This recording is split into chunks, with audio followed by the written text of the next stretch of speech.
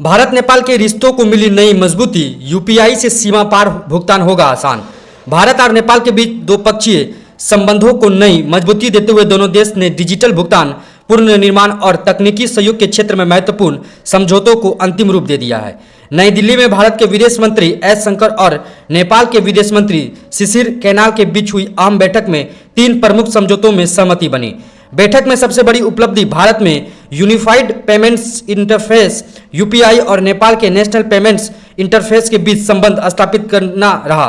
इस नए समझौते के तहत दोनों देश के बीच पीयर टू पीयर सीमा पार भुगतान लेनदेन का संचालन शुरू किया जाएगा, जिसमें सीमा पार व्यक्तिगत धन हस्तांतरण आसान होगा तथा नेपाली नागरिक भारत की यात्रा के दौरान यूपीआई के माध्यम से डिजिटल भुगतान कर सकेंगे।